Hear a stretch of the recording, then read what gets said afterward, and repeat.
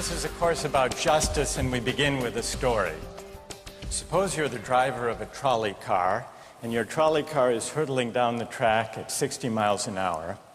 And at the end of the track, you notice 5 workers working on the track. You try to stop, but you can't. Your brakes don't work. You feel desperate because you know that if you crash into these 5 workers, they will all die. Let's assume you know that for sure. And so you feel helpless until you notice that there is, off to the right, a side track. And at the end of that track, there's one worker working on the track.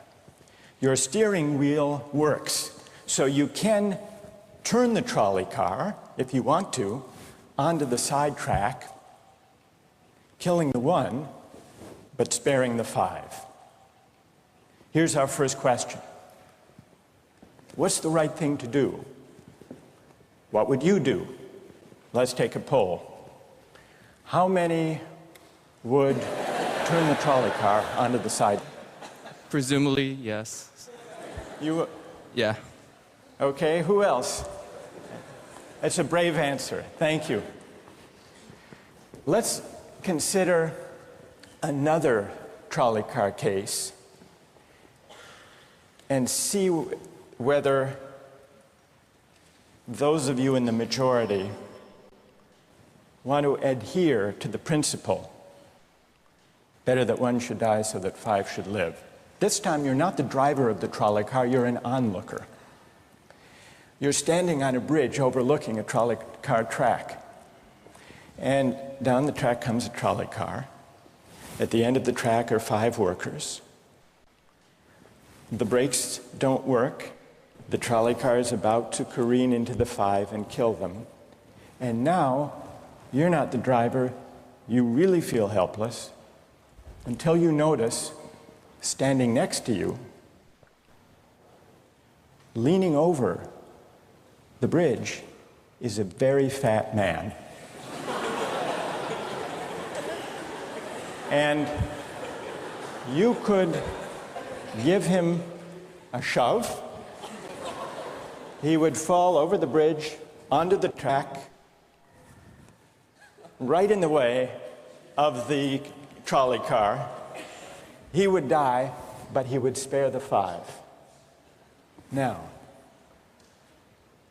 how many would push the fat man over the bridge? Raise your hand. How many wouldn't? Most people wouldn't. Here's the obvious question. What became of the principle? Better to save 5 lives even if it means sacrificing 1. What became of the principle that almost everyone endorsed? Who else can find a way of reconciling the reaction of the majority in these 2 cases? Yes?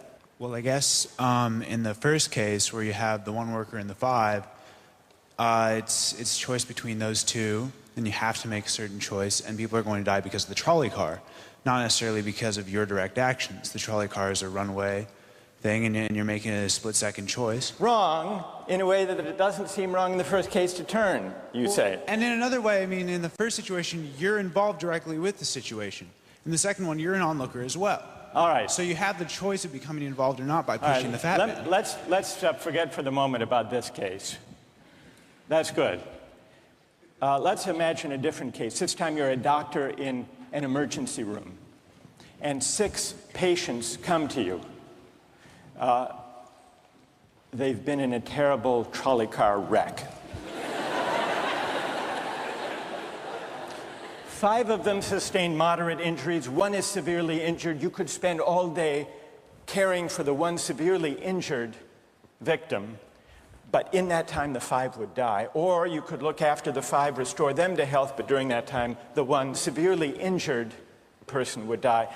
How many would save the 5? Now is the doctor. How many would save the 1? Very few people. Just a handful of people. Same reason, I assume.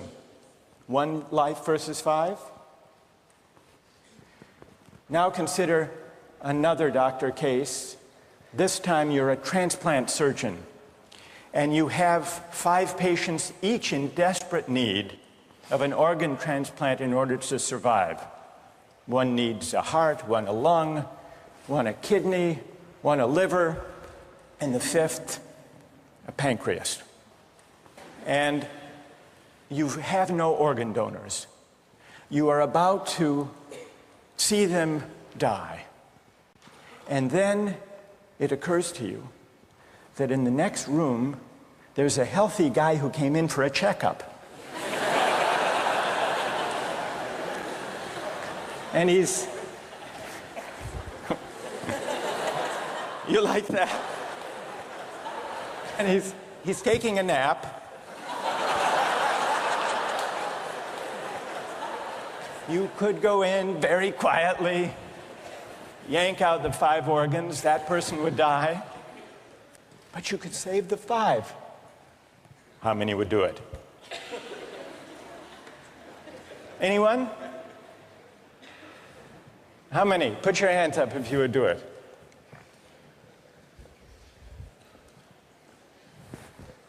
Anyone in the balcony? You would? Be careful, don't lean over too much. What? How many wouldn't? All right, what do you say? Speak up in the balcony, you who would yank out the organs. Why? I'd actually like to explore a slightly alternate possibility of just taking the one of the 5 who needs an organ who dies first, and using their 4 healthy organs to save the other 4. That's a pretty good idea. That's a great idea, except for the fact that you just wrecked the philosophical point.